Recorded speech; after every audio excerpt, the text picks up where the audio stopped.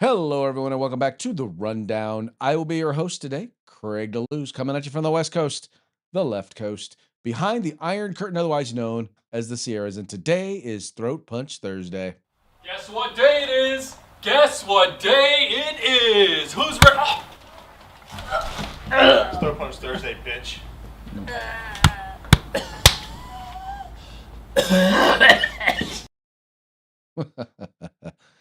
I don't know why that always amuses me. And I say that every week, don't I? I say every week, I don't know why that amazes me, why that entertains me. There you go. Not that it amazes me, it entertains me. Yes, I'm highly entertained by by that level of violence. One, because I know it's all in good jest, but also because, well, it's funny. Anyway, folks, very much appreciate you tuning in. Good to see you. See, we've already got American Crossfires got a comment in at 1501, 1501, our time. So that basically we were on for a minute and 13 seconds, and bam, American Crossfire got the comment in. Thank you so much for tuning in, American Crossfire. We always love having you on board. Anyway, Mike is not here with us today, but I am here with us today. So we're going to have a good old time talking about the politics and the issues of the day. Couple of things I want to make sure to do before we get started is I want to remind you coming up January 19th is the Big Shot Show party. That's right. Mike and I will be broadcasting. He will be doing Arms Room Radio. I will be doing 2A News from Craig with Craig DeLuz, as well as I will be doing the Rundown there from SHOT Show in Las Vegas from the week of, Monday. Monday we will not be doing the show, any of the shows, because we'll be arriving and preparing for the big party. But then Tuesday through Friday, we will be doing a show. We'll be doing some live broadcasts there from SHOT Show, having a good old time. And Monday, though, we are going to be having the Big SHOT Show party at guess where? Guess where? You guessed it, Hofbrau House. That's where we usually do it. There's going to be free beer. There's going to be free swag. There will be free snacks, win prizes. So, by the way, just in case you're wondering, yeah, no, there will be no stupid games. So hopefully there will be no stupid prizes. That is the plan. Anyway, it's going to be brought to you by Arms Room Radio, by 2A News, by the Rundown, as well as all of the other folks that are listed here, who you folks are very familiar with because we talk about them all the time on the program. If you're going to be in Las Vegas, come on out, say hello, let us know. And by the way, let us know if you are going to be in Vegas for SHOT Show. Let us know. We would love to hook up with you if you got your own business, or you got an interesting story to tell in the firearms industry. Would love to do an interview with you as well. So let us know, because we're always looking for folks to connect with. It's SHOT Show is really kind of a reunion of sorts. We go there, we hang out, we have a good time. Good time, once again, is had by all. Okay, I'm trying to figure out why that won't disappear. There we go. There we go. Okay. Yeah, a good time is generally had by all. Um, it's a lot of work. We do a lot of work. I mean, we're there literally doing interviews with folks from 8 a.m. in the morning, usually till about 5 p.m. in the afternoon. And between the 2A News and Arms Room Radio, we do more interviews than anybody else just about there, because we're always there. We're always there on Media Row. So anyway, y'all, this is going to be we're going to have a lot of fun. We're going to have a lot of fun. I hope you guys can make it out for the party, because we're going to have a good time. Let's go ahead and get into today's news. But before we do, you know how we do it. We always start off with a quick shout out to our sponsors. Let's start with the folks over at Hitman Industries. They make rifle and pistol caliber barrels. They're available for you to purchase at any length. All you have to do is go to hitmanindustries.net. In fact, if you've purchased an AR in the last few years, there's a good chance you already have one of their barrels, so why not get another one? Whether you're looking to rebarrel your current rifle or do a brand new build, start your journey, start your project, start your experience with Hitman Industries. Then we've got the California Republican Assembly, working to help elect conservatives at all level of government, from school board all the way up to President of the United States. Ronald Reagan, that's right, the Gipper, once referred to CRA as the conscience of the Republican Party. Want to learn why? Just go to their website, cragop.org. That's cragop.org to find out why you need to be involved in CRA. As I like to say, if you want to be a part of California's future today, you got to join CRA.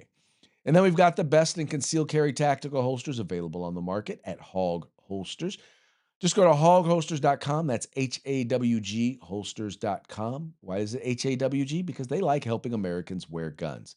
Folks, go there, check out their holsters. If you find one that you like, why not get a discount? How do you do that? Just use the discount code The Rundown, all caps, no spaces, one word, just like it is right up there, and you're going to get a nifty little discount on your hog holster at hogholsters.com. And then finally, also with us, also a gentleman who will be present with us is the owner, president, CEO. I don't know what his full official title is, but of uscombatgear.com. It is the place to go if you have a group and you are looking to purchase tactical gear. There is no better place for you to go than uscombatgear.com. They have a huge selection. They have competitive pricing, and they have the best customer service available on the market. Go there, check them out today. The place where you can get all things tactical except a gun. That's uscombatgear.com.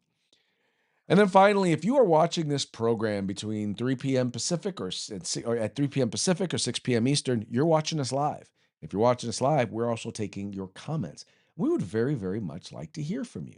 Not because, well, one, I'd like to hear from you just because I always feel better than me just talking. I like hearing from y'all. So go ahead. I don't care as long as it's interesting. You can agree with us. You can agree with me, disagree with me. I don't care. All I care about is that you participate in the discussion. But just know this: if you do choose to disagree, just know that we do reserve the right to mock you. Oh wow, is that a mockingbird? Man, in the mockingbird? Another mockingbird?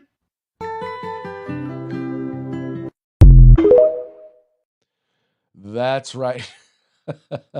As Mike would say, we will mock you. Anyway, we don't do it because we want to be mean. We do it because it's entertaining. Primarily, it's entertaining for us, or in this case, me, since I'm the only one here. All right, let's go ahead and get into today's program. If you've been paying any attention to what's been going on, you realize there's a lot of talk, a lot of conversation about the oil, right? A lot of when it comes to Venezuela, everybody's talking about Venezuela. They're all talking, and on the left, they're all talking about how it's all about the oil. In fact, CNN did a piece today, and I did a piece, and I had to kind of bring this up, and because I thought you all would find this to be quite interesting. In this piece, they point out. Here's what they say. They say Trump wants to own Venezuela's oil, but its largest oil customer is speeding towards clean energy. Now, the funny part about this is once again, they're making this largely all about the oil. Obviously, him being a tin horn dictator is what they would prefer, like to call him, a globalist, a white supremacist. But the funny part about this particular story is, well, how they're pointing it out. Let me just share a little bit from the story. It says here President Donald Trump wants the U.S. to sell Venezuela's oil, but who would buy it? China has long been one of Venezuela's biggest customers for oil, but its hunger for that oil is waning as the country pulls off a stunningly fast transition to electric vehicles. That transition means China's oil imports likely won't be seriously disrupted by the recent U.S. military operations in Venezuela and Trump's push for American companies to revitalize the oil infrastructure there. Experts told China. Experts told CNN China will probably be able to procure the oil it needs from Russia or Iran. Now, the funny part about this is, and this is why I really wanted to hit this up, is once again, you've got the uninformed who are basically saying, well, he just wants to make money and steal all the oil so the American oil companies can steal all the oil. Um, that's not necessarily true. It is about the oil. And we've talked about this on the program before. It is about the oil in that Venezuela has used two main things in order to financially support its cronies and try to keep itself afloat. Part of it is oil, because it sits on one of the richest oil reserves in the Western Hemisphere, and the other is drugs. And it's really about their relationship with terrorist organizations, with enemies of the United States, such as Russia, such as Cuba, such as China. I mean, about 80% of their oil currently goes to China. 80%. So, first of all, I realize what experts are saying about their move towards electric cars, but keep in mind, they still need to generate energy. They still need to generate electricity.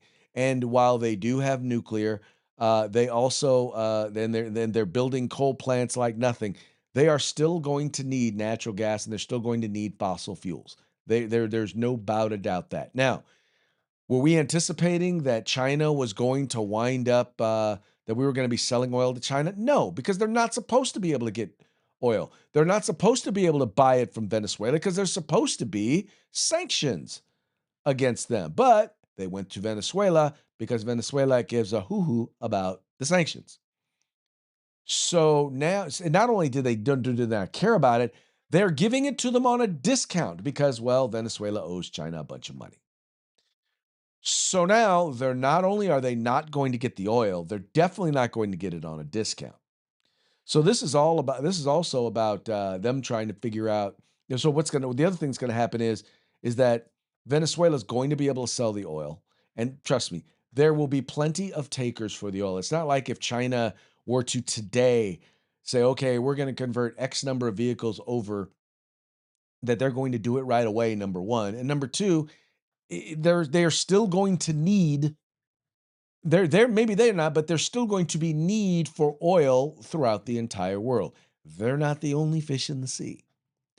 But it is about the oil in that once again, you have, and not all about the oil, but you have now removed a significant tool that China has had, that Cuba has had, that Russia has had to be able to get around American sanctions.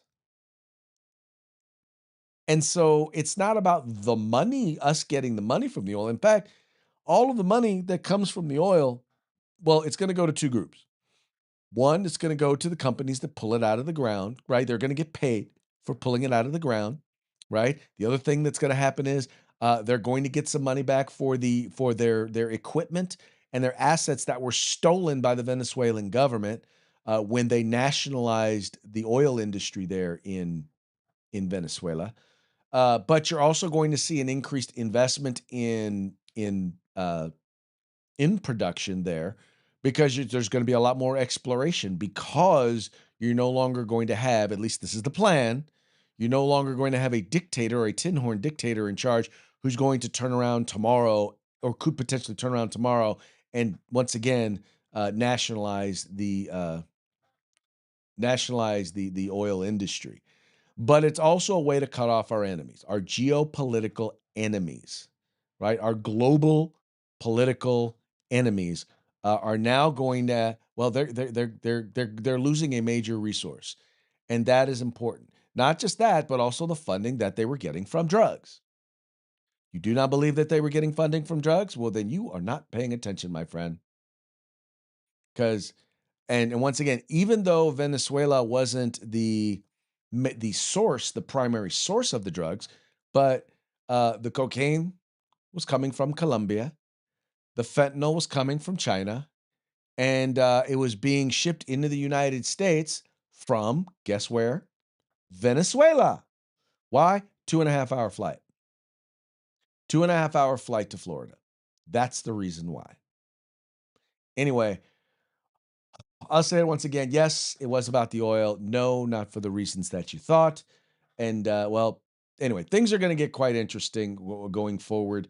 But the left seems to continually be just missing it on all of these issues. I don't understand why they choose to miss it so widely.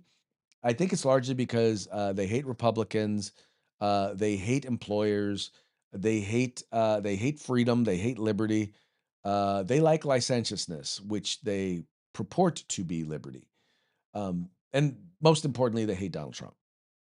And now, the interesting thing also about all of this is that, well, the Democrats' voice has not necessarily been united when it comes to their response to what's going on in Venezuela. And that is something that is important to note.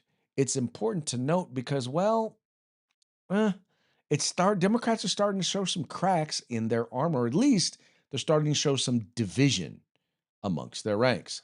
This is a piece in the Washington Post. And it says cracks in Democrats' Venezuela response reveal foreign policy muddle. And we'll go ahead and read a little bit of this.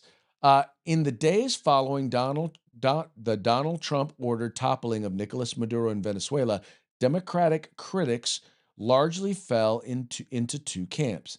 Many elected leaders and potential presidential candidates offered full throated condemnations, accusing Trump of brazenly breaking international law by seizing the leader of another country.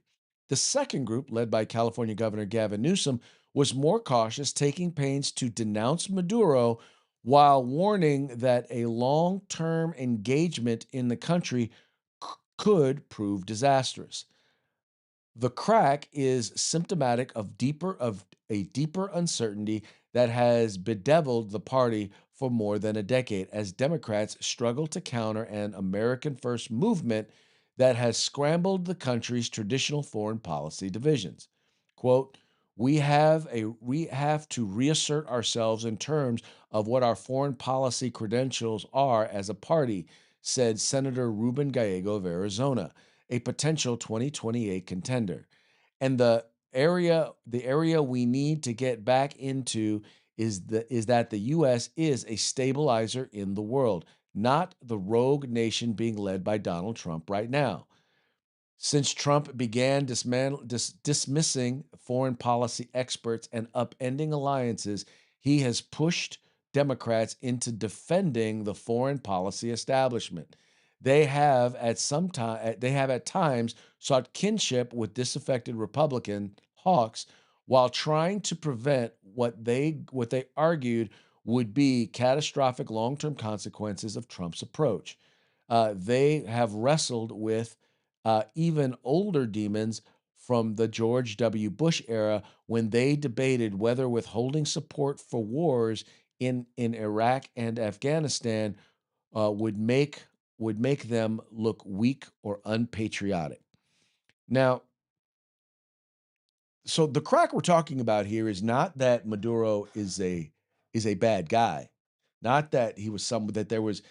They're not even thinking about what. Okay, what is the benefit to this America first, right?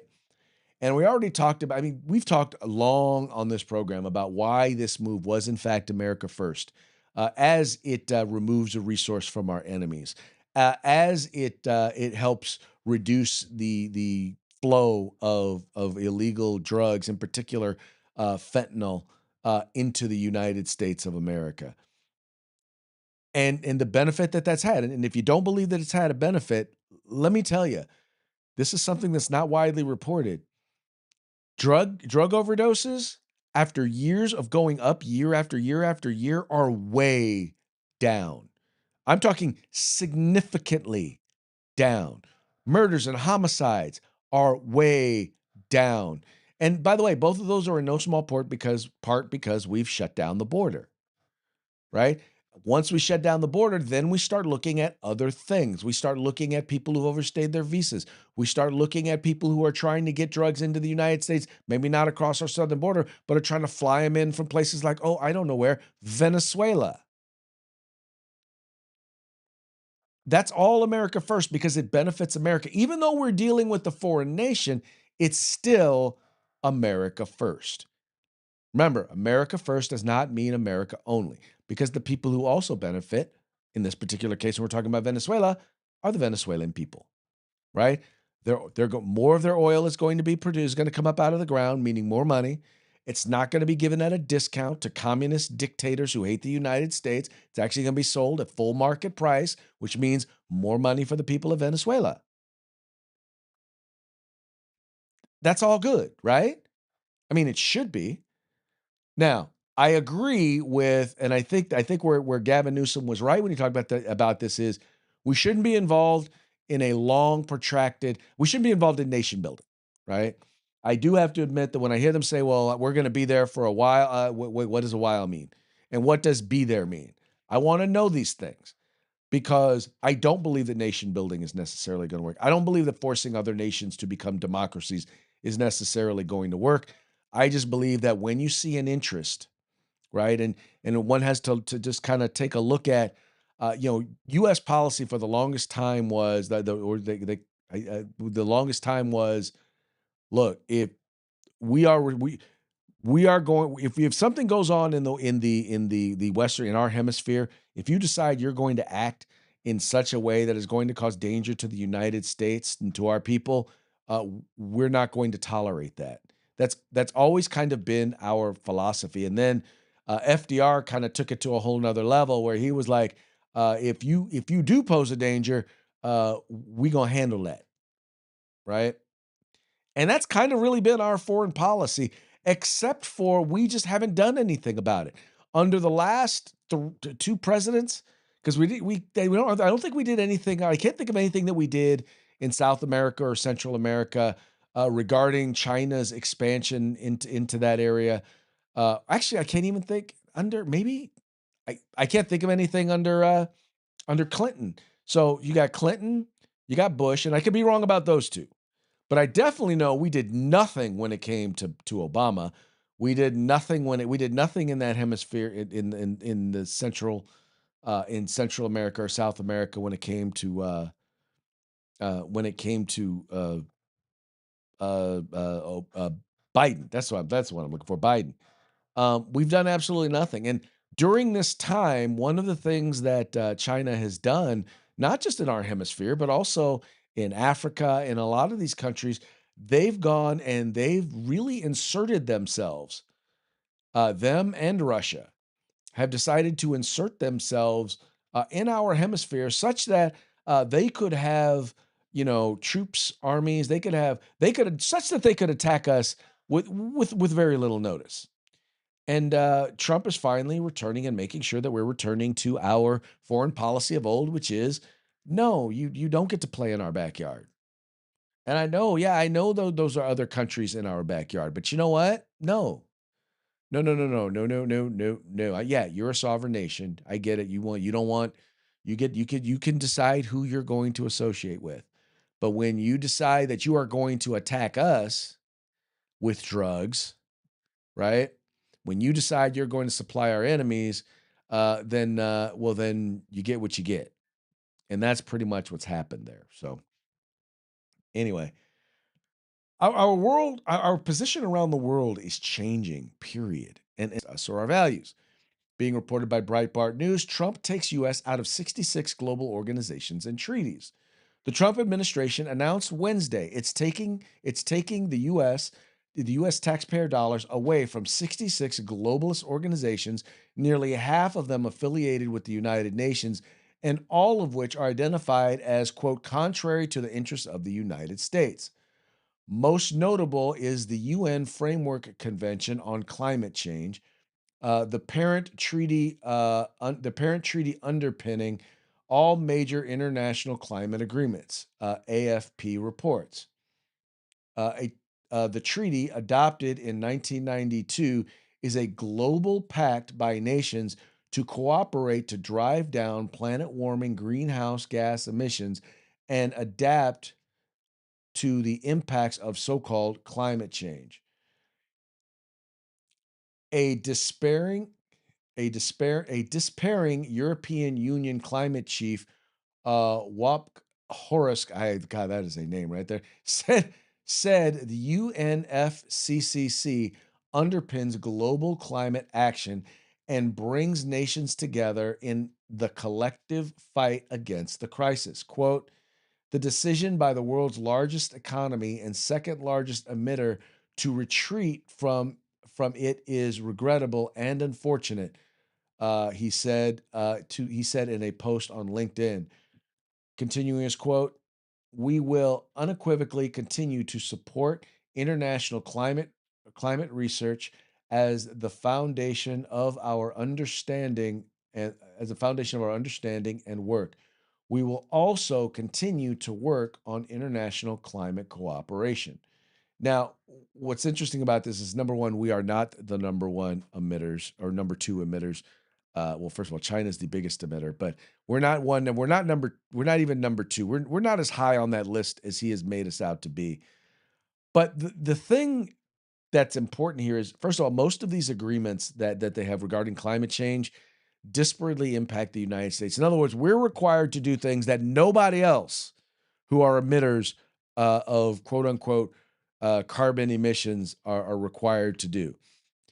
Number two, we do not and have not bought in, and there's been tons of information and data out there that goes to show that a lot of the alarmism that is put out there by the global warming community, by the climate change community, is overblown, and there's a whole bunch of it.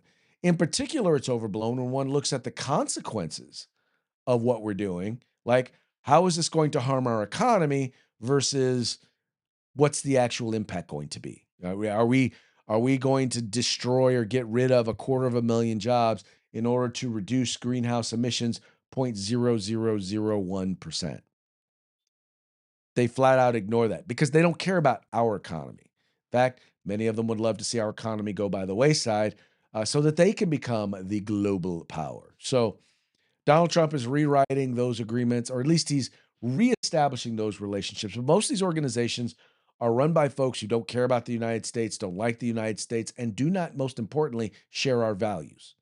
And because they don't share our values, the decisions that they make and the policies that they put forward are just they're harmful. And we have no real obligation to submit ourselves to international law or international rules. That's one of the whole things going back to the whole, Democrats and their response to the whole Venezuela thing, right? They're like mad because, you know, they always say, well, you broke international law. Well, the thing about laws, laws only have power when they are enforced.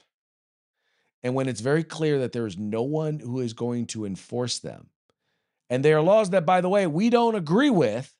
I didn't vote for anybody. I didn't vote for the people who put that in place. Did you? No, you didn't. That was put in place by countries that would love nothing more than to see us fail. So no, we're not going to submit ourselves to these international standards. We're not going to submit ourselves to international treaties. We are going to be responsible and understand our role in the world. We're not going to be part. We're going to do our best to not be part of the problem. But we're not necessarily going to subject ourselves to someone else's solutions either. And I think that's a responsible place to be. I'm hoping that one of the things about all of these things that he's doing is it gives you an opportunity to pass legislation that will make these things permanent. I hope and I pray that President Trump does that. I doubt that I doubt. I mean, that Congress will do that. I doubt that they will. I would love to see Congress be functional and pass stuff like that.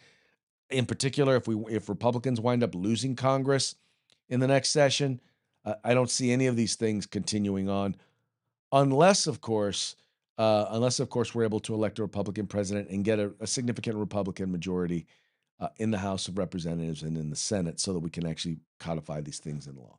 Anyway, just my 2 cents. And then when it comes to gun rights, and this is, I'm really liking what I'm hearing when it comes to this, and this has to do with the position on ammunition, in particular on California's ammunition regime, because once again, if it starts here in California, it doesn't stay here in California. Folks over at guns.com is writing federal DOJ, 26 states side with gun owners on bullet control case. A challenge to California's controversial ammunition restrictions is now bolstered by more than half the country, as well as the federal government.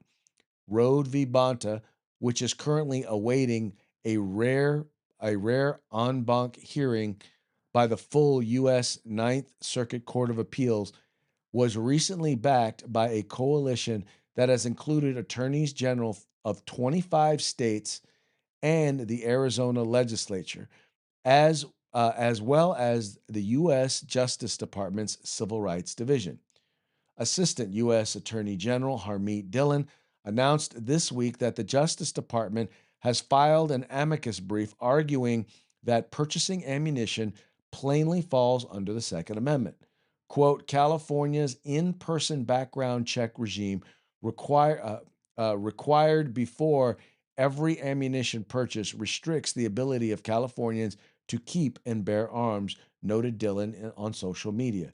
She was influential in establishing the new Second Amendment section inside the DOJ's Civil Rights Division and has gone after both the government and the U.S. Virgin Islands and Los Angeles County Sheriff in recent weeks over gun issues. The DOJ's 36-page amicus brief contends, among other things, that requiring ammunition is conduct covered by the Second Amendment's plain text. California's background check regime for ammunition purchases imposes a meaningful constraint on the right to bear arms that the restriction is inconsistent with the nation's historical tradition, and that is just outright unconstitutional.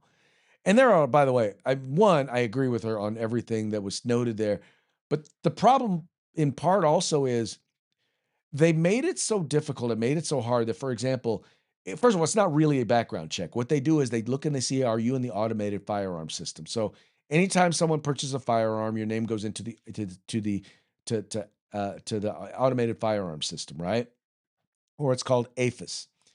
And if your name is an APHIS, if your name is not an APHIS, and if your name is not an APHIS with the current address, right, with your current address, you cannot purchase ammunition in California. So if someone comes into California, maybe they're going hunting, maybe they're participating in a shooting competition, yeah, they can't purchase ammo while they're here, and you can't buy ammo and give it to them.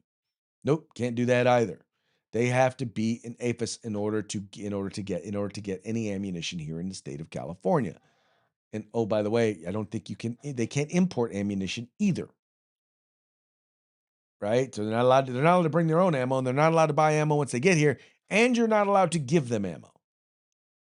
Right? But then the other thing is what if you've moved? What if I haven't purchased a firearm since the last time I moved? If I hadn't bought a gun, let's see, I bought a gun since I live where I live now. But then again, I've lived where I live now for about 15 years. So what if I move tomorrow and then a month after that I want to buy a gun? Well, unless I've gone into APHIS and had my address paid to have my address updated, which Lord knows how long that's going to take, because California and their computer technology stuff in the state is, well, garbage. They do nothing well, they do nothing efficient, they do nothing on time. That is the state of California when it comes to their technology. Once again, all that having been said, uh, it is a serious restriction, and it's nice to see them actually standing up and defending our rights at the federal level. Now, sadly, almost always en banc almost always goes against gun owners in the Ninth Circuit. The person who decides who the panels is has a tendency to stack the deck. This is not like other circuits where the entire circuit will hear it. Uh, the ninth is so large, and there's so many judges. They do an 11-judge panel, and the person who makes the decisions as to who's going to be on the panel always finds their way on the panel, and then always makes sure that the deck is stacked in the anti-gun favor. So it's likely, and either way, by the way, either way, it's going to go to the Supreme Court. If gun owners lose, gun owners are going to take it to the Supreme Court. If the state of California loses, you can bet the state of California is going to take it to the Supreme Court. So either way, it's going to make its way eventually to the Supreme Court if they are willing to hear it. So once again, as I often say, we shall see. All right, folks, that now brings us to our parting shots. Parting shots are brought to you by Hog Holsters. Just go to hogholsters.com. Use the discount code The Rundown. All caps, no spaces, one word. Get your hog holster today. A lot of conversations about immigration and about the Somali community, and there's a lot of President Trump said some very disparaging things about the Somali community, and people there in Minnesota, right? Well, I won't say rightfully, but they have stood up for those who are in the Somalian community. They've stood up and they've talked about how they've been an asset and they've built our community and how great they are and how great America is because they have members of the Somali community here. Well, this gentleman during the some questioning raised some interesting questions about the population and those who live there in Minnesota and just how much they contribute to society. Large-scale Somali immigration make Minnesota stronger or weaker? Certainly stronger. Certainly stronger. Do you know what percentage of Somali-headed households in Minnesota are on food stamps? No. 54%. Do you know what that number is for native Minnesota-headed households? Well, to be clear, a majority of the... It's 7%. There's a big difference between 54% and 7%, is there not? Excuse me, sir. Could I answer the question? Let me move on. We've got a lot of questions here. What percentage of Somali-headed households in Minnesota are on Medicaid? I don't know. It's 73%. Do you know what that number is for Minnesota native households? Again, you're using the phrase Minnesota native households, but the majority... The number is 18%. That's quite an astounding difference. What percentage of Somali-headed households are on welfare in general? I don't know. It's 81%. What about, let me just ask you, after 10 years of being in the United States, what percentage of Somali immigrant households continue to be on welfare? I don't know. The number is 78%. So even after 10 years, 78% of Somali immigrant households continue to be on welfare.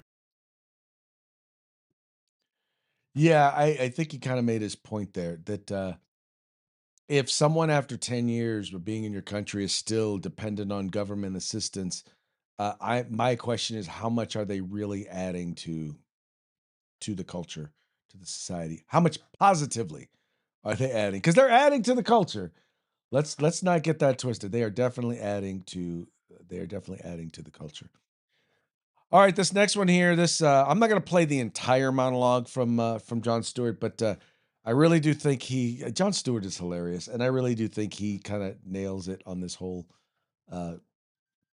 He gets both positions from the left and positions from the right, hysterically funny and hysterically right in this monologue relating to Venezuela, and I think you guys are going to enjoy it.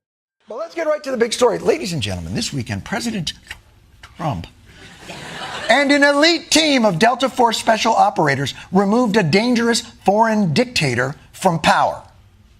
Not that one.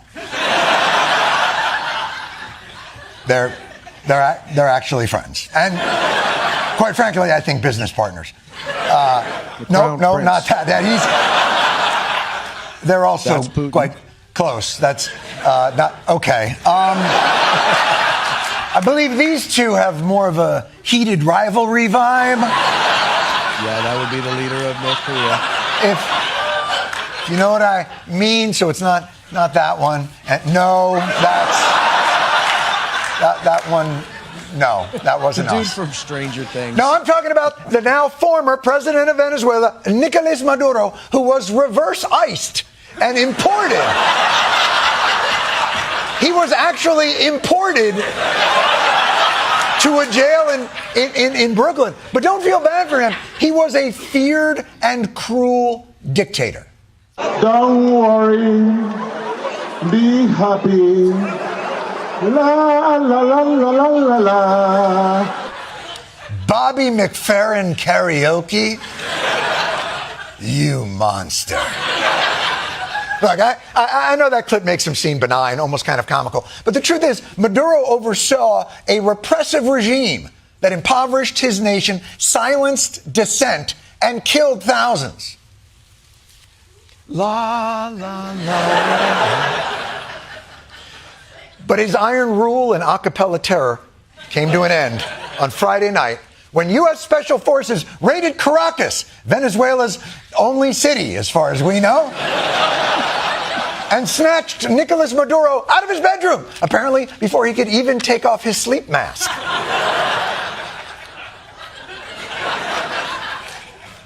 His aura ring must have been like, you had a bad night.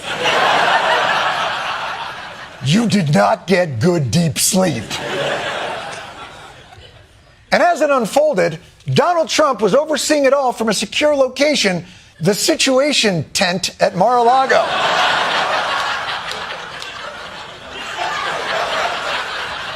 I don't want to be a dick or a nitpicker, but is this the most secure location?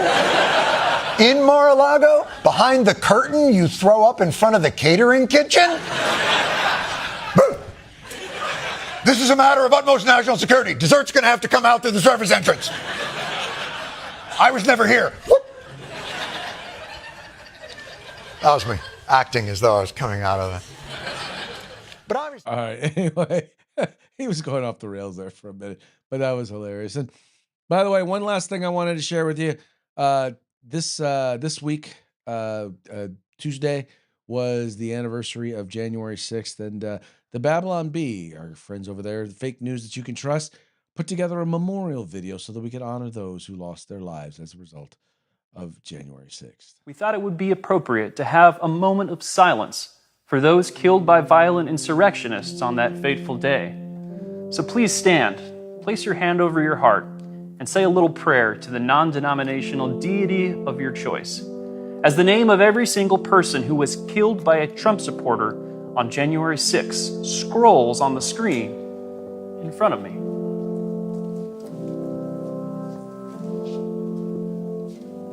For those of you who are listening on the audio podcast, it says a full list of people killed by Trump supporters on J6. And there's a bunch of lines with no names on them.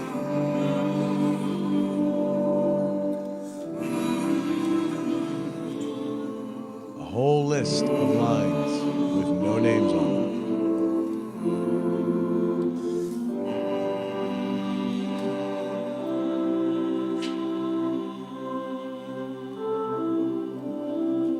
Yeah, that was hilarious. Anyway, yeah, for those of you who do not know, the only person who died on January 6th as a result of January 6th was Ashley Babbitt, who was shot by a Capitol police officer, an unarmed woman who was also a military veteran, was shot and killed. Anyway, was the only one to die as a result of January 6th. Anyway, all that having been said, that brings us to the end of our program. Let's go ahead and do a quick shout out to our sponsors before we go. We've got Hitman Industries rifle and pistol caliber barrels available for you to purchase at any length at hitmanindustries.net. The California Republican Assembly, the conscience of the Republican Party. Check them out at cragop.org. We've got the best in concealed carry tactical holsters available on the market at hogholsters.com. That's HAWG holsters.com, helping Americans wear guns. And then finally, the place where you can find all things tactical except the gun. That would be uscombatgear.com. All right, folks, that's going to be it for today's program. We will be back tomorrow on Free for All Friday. Till then, y'all have fun.